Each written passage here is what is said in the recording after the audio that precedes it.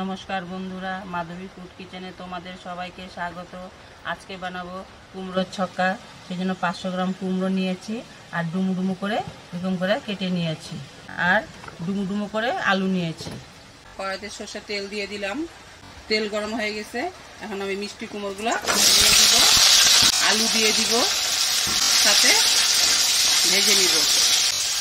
লবণ দিয়ে দিলাম, হলুদ দিয়ে দিলাম, এখন ভেজে নিব ভালো করে। মিষ্টি কুমড়োর আলু ভাজা হয়ে গেছে, এখন আমি তুলে নিব। কড়াইতে সর্ষের তেল দিয়ে দিলাম, 2টা শুকনো লঙ্কা দিয়ে দিলাম, 2 টুকরা তেজপাতা দিয়ে দিলাম, তেলে অল্প হিং দিয়ে দিলাম, 5 ফোড়ন সম্বার, আদা বাটা, লবণ, হলুদ, জিরার গুঁড়া, ধনে গুঁড়া, কাশ্মীরি লঙ্কা, একটু জল দিয়ে দিব, মশলাটা পুড়বে না। 4টে কাঁচা লঙ্কা দিয়ে দিলাম। মশলাটা এখন কষিয়ে নিব। মশলাটা কষানো হয়ে গেছে, এখন আমি টমেটো কুচি দিয়ে দিব। এটাও একটু ভালো করে কষাতে হবে।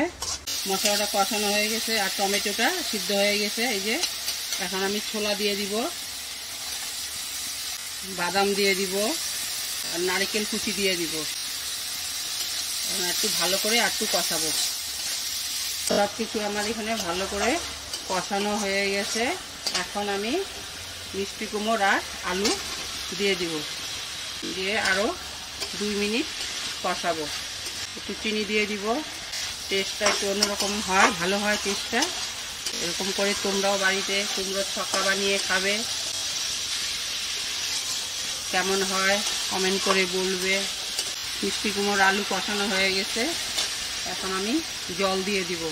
এটাতে জল বেশি দিতে হবে না, কারণ এটা শুকনো শুকনো হবে, অল্প ঝোল দিলেই হয়ে যাবে।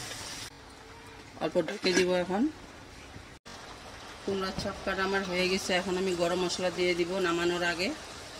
নিরামিষ এই কুমড়োর ছক্কার মধ্যে গরম মশলা দিলে খেতে একটু টেস্ট হয়।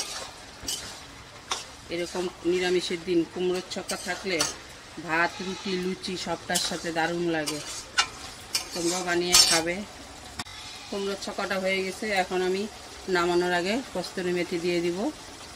এই কস্তুরি মেথির সেন্টটা দুর্দান্ত। এটা এখন আমি নামিয়ে নিব। কুমড়োর ছক্কা হয়ে গেছে, নামিয়ে নিয়েছি। ভিডিওটা যদি তোমাদের ভালো লাগে লাইক, কমেন্ট, সাবস্ক্রাইব করে দিও। পাশে থেকো বন্ধুরা। Thank you. দেখা হবে পরের ভিডিওতে।